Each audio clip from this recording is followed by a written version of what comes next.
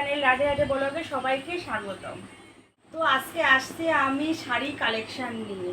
তা মেয়েরা শাড়ি পরতে কে না ভালোবাসে বলো?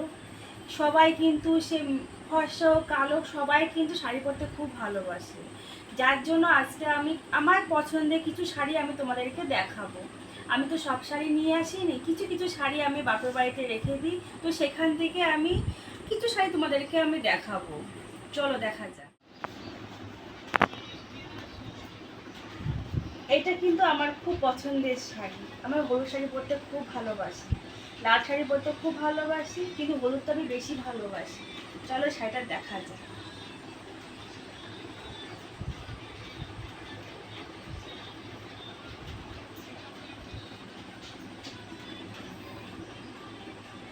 শাড়িটা কিন্তু খুব সুন্দর শাড়ি, খুব নরম, খুব সফট শাড়িটা। দেখো এটা দেখো, পাটটা দেখো এত সুন্দর, দেখো কাজটা দেখো খুব সুন্দর।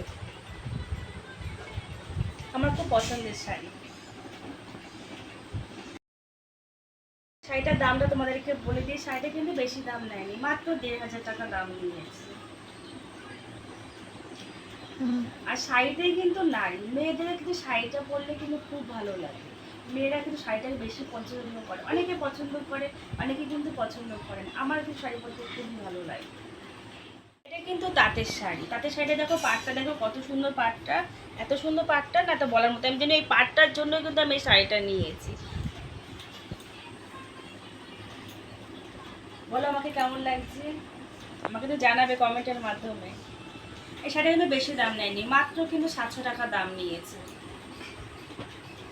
চলো আরেকটা শাড়ি দেখা যাক।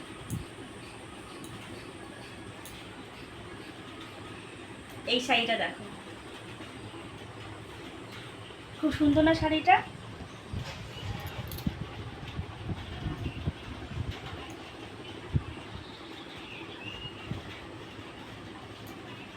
এটা কিন্তু শাড়ির আঁচল।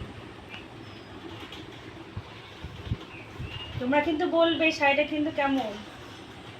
এই শাড়িটা কিন্তু আমাকে একজন দিয়েছে। এটার দাম কিন্তু ৩,০০০ টাকা। এটা কোনো অকেশন পরলে, হঠাৎ যদি কোন পুজো আশ্রয় পড়ে, তখন কিন্তু শাড়িটা পরলে কিন্তু খুব ভালো লাগে। সাদা তো, সাদা না, এটা ঘিয়ে কালারের শাড়ি। চলো দেখা যাক আরেকটা।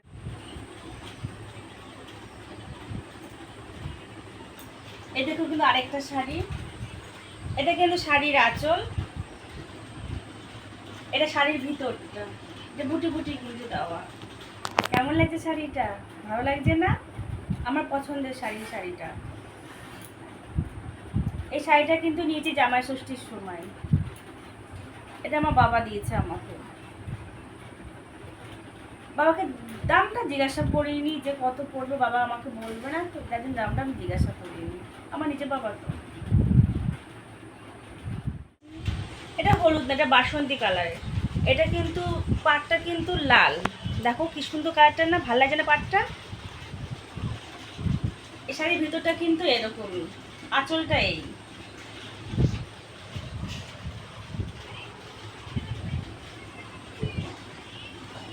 চলো তোমাদের সাথে দেখানো যাক একটা বাংলাদেশের শাড়ি। আগে আমার জেঠিমা আমাকে দিয়েছে কিন্তু শাড়িটা, এটা কিন্তু বাংলাদেশ থেকে নিয়ে এসেছে।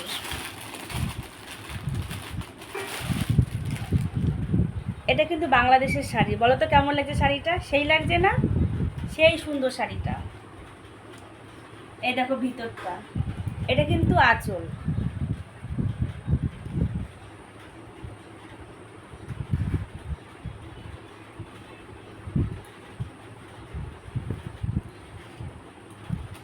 দেখো তোমাকে কেমন লাগছে, ভালো লাগছে না? শাড়িটা কিন্তু খুব সুন্দর, আমার প্রিয় শাড়ি এটা। আর এর পাটটা দেখো,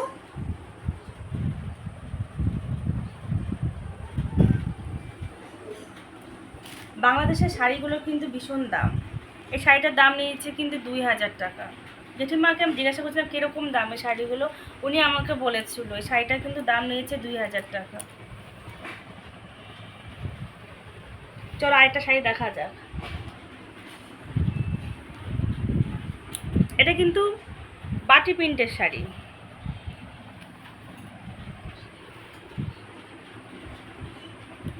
ভালো লাগছে না শাড়িটা? এর ভিতরেও কিন্তু এরকম। এই দেখো ভিতরটা।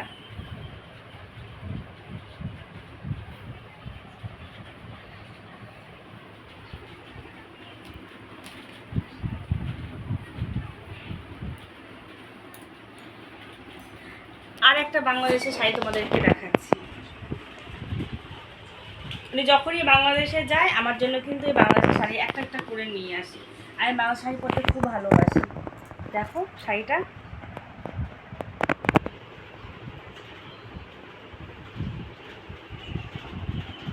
ভিতরটা দেখো, এই যে কালারটা কি সুন্দর কালারটা না? দেখো তোমাকে কেমন লাগছে?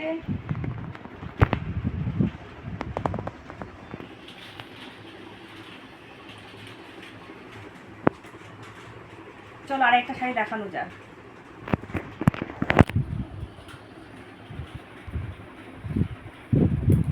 এটা কিন্তু খুব ভারী শাড়ি, এটা কিন্তু আমার হাজবেন্ড আমাকে দিয়েছিল।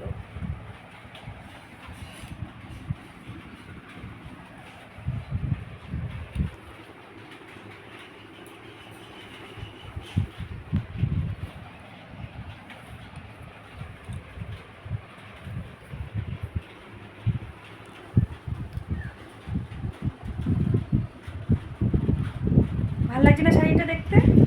এটা খুব ভারী শাড়ি, আমি ভারী শাড়ি পরতে পারি না। আমি বলেছি যে আমার জন্য হালকা হালকা শাড়ি কিনবে, বলছিল না শাড়িটা খুব সুন্দর দেখতে, তুমি নাও, তাই আমি নিয়েছিলাম।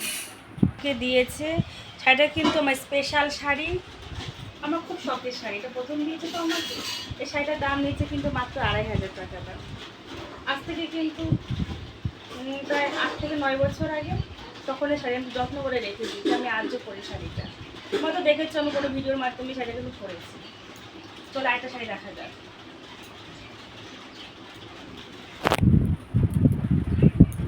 এটা উল্টানো কিন্তু,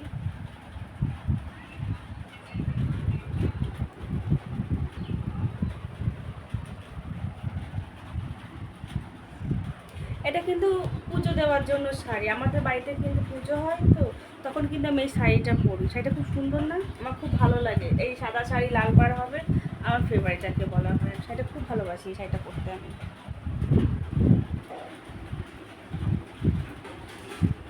আর সবার লাস্টে দেখাচ্ছি কিন্তু বাটি প্রিন্টের শাড়ি। এটা কিন্তু নতুন নিয়েছি, এখনও কিন্তু আমি এটা ইউজ করিনি। এটা কিন্তু আমাকে একজন দিয়েছে। আমার যে গুরুদেবের আশ্রম আছে তো, ওখানে গেছিলাম, ওখান থেকে কিন্তু দিয়েছি। আমাদের গুরুদেবের আশ্রমটা হলো কিন্তু গোপালনগরে, তো সেখান থেকে শাড়িটা দিয়েছে। এটা খুব সুন্দর না শাড়িটা? তো আমার শাড়ি কালেকশানগুলো আমি তোমাদের সাথে শেয়ার করলাম। তো তোমাদের কেমন লেগেছে আমাকে কিন্তু অবশ্যই জানাবে কমেন্টের মাধ্যমে। আর ভালো লাগলে কিন্তু লাইক করবে, কমেন্ট করবে, শেয়ার করবে, পারলে একটু সাবস্ক্রাইব করে দেবে। টাটা।